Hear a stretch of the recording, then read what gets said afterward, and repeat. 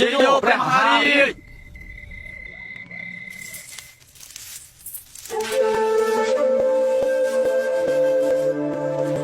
ប្រជាបតី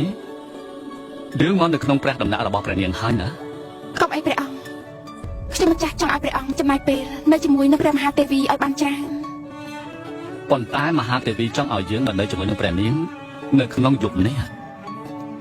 តែធម្មជាតិបានកំណត់រួចហើយព្រះពរម្ចាស់យើងមិនទាន់យល់ទេស្រីមិនអាចនៅជាមួយបរិបបានទេនៅពេលដែលមករដូវសុំយើងទៅដើម្បីសុភមង្គលនគរកបិលធម៌ពេលនេះជាត្រីកាយល្អណាស់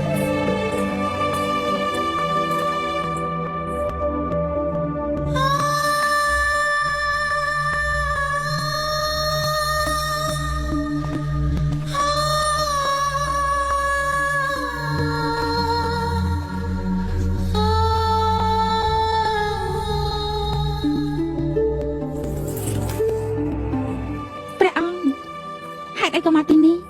ព្រះអង្គមិននៅជាមួយប្រជាបាទីក្នុងព្រះដំណាក់របស់នាងទេប្រាប់ខ្ញុំម្ចាស់បានទេព្រះនាង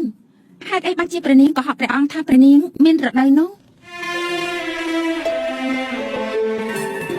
ព្រោះខ្ញុំចង់ឲ្យម្ចាស់បងមានព្រះរាជបុត្រនៅក្នុងនគរកបិលធម៌ម្ចាស់បងចង់បាត់បុត្រខ្លាំងណាស់នេះជាភពវាសនាត្រូវផ្ដល់ឲ្យម្ចាស់បងមានបុត្រត្រូវតែមានបុត្រដោយជីមិនរួចនោះទេ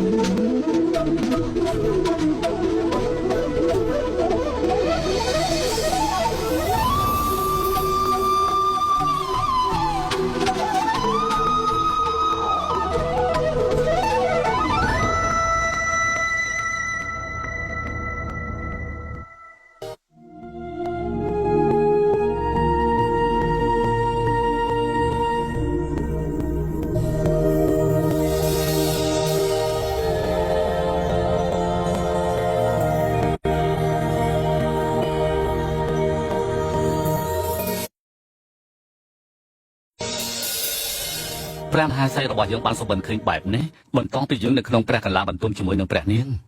សង្ឃឹមថាគូរវាចាស្បាទីហើយនឹងលោកអាចារ្យជាច្រើនអ្នកទៀតយល់ច្បាស់ហើយជួយទូទាញមើលពីសុបិនរបស់ព្រះមហាក្សត្រយើងមើលទៅលោកអាចារ្យ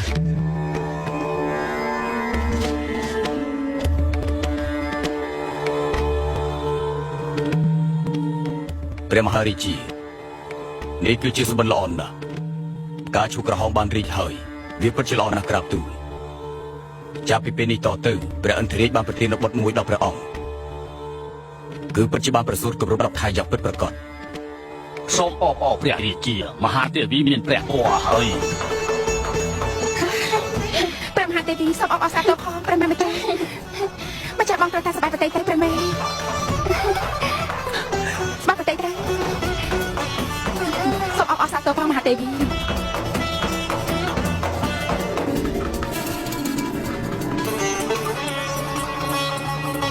សូមអបអរសាទរផងព្រះមហារាជសូមអបអរផងអបអរសាទរផងព្រះមហារាជព្រះអង្គបានមានក្តីសង្ឃឹមឡើងវិញហើយព្រះពរព្រះមហាទេវីមានប្រកបឲ្យព្រះពរនគរកបិលភ័ណ្ឌយើងពិតជាមានអ្នកស្នងរាជបល្ល័ង្កឲ្យព្រះពរអ សាទរព្រះមហារាជាអបអរសាទរសាទរ ក្រាបទូលព្រះអង្គព្រះរាជបុត្រពិតជាចាប់បដិសន្ធិបានគម្រប់10ខែក្រាប យើងនឹងរៀបចំពិធីយ៉ាងមហោឡារិកមួយយើងគឺជាព្រះរាជាព្រះរាជកុមារនឹងក្លាយទៅជាព្រះរាជាមួយអង្គដូចជាយើងដែរគ្មានអ្នកណាម្នាក់ស្មើឡើយ ព្រះមហារាជចូលចម្រើនព្រះមហារាជចូលចម្រើន जिसके लिए व्याकुल मन सबका वहाँ आया शुभ समाचार है कोई आने वाला जो लाएगा खुशियों का संसार अरे वो कौन है भाई बुझो बुझो वो कपिल वस्तु का युवराज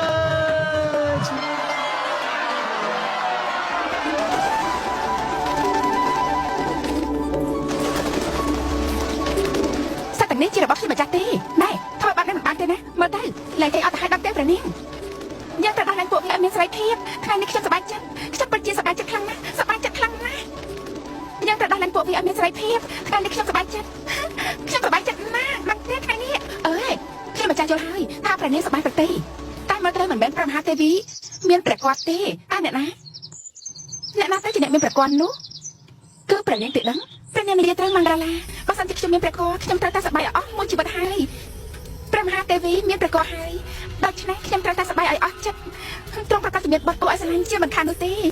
តែព្រះមហាទេវីមិនល្អចំពោះការសប្បាយរបស់ព្រះនាងនោះទេ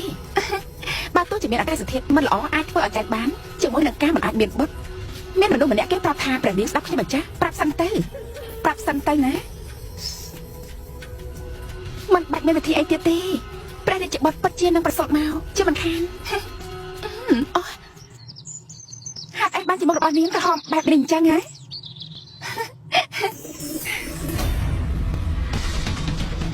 ប្រជាប្រដ្ឋនេះព្រមសង្ឃឹមខ្លាំងពេកយើងនឹងធ្វើឲ្យយើងជុំនឹងសោកស្ដាយអស់មួយជីវិតមិនខានដូចទេបានហើយតែមួយម៉ាត់ទៀតទេ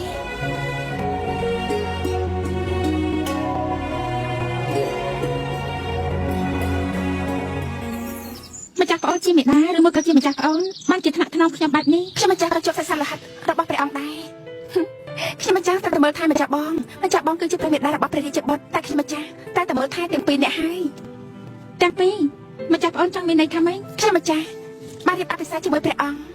ដូច្នេះខ្ញុំម្ចាស់នឹងក្លាយជាព្រះមេដារបស់ព្រះរាជបុត្រដូចគ្នាខ្ញុំម្ចាស់គឺជាប្អូនស្រីរបស់ម្ចាស់បងដូច្នេះខ្ញុំម្ចាស់នឹងក្លាយជាមេដាថោះហើយ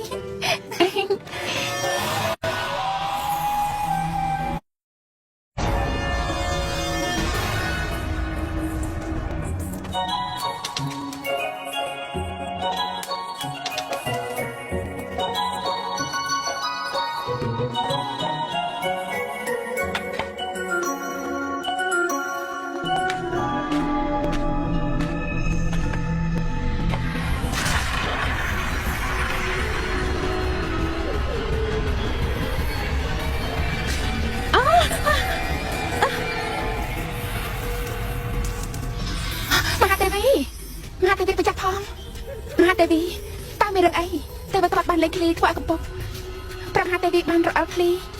ព្រះមហាទេវីចំណេចហើយអរគុណព្រះហើយព្រះមហាទេវីនឹងបាត់បង់ទរៈណាខ្ញុំមិនធ្វើឲ្យមានរឿងអ្វីនោះទេមិនមានផលអាក្រក់ចំពោះមហាទេវីទេមែនទេម្ចាស់បងនិយាយថាចុះចម្រើនទៅមកកាលាថាចុះចម្រើនទៅចុះចម្រើ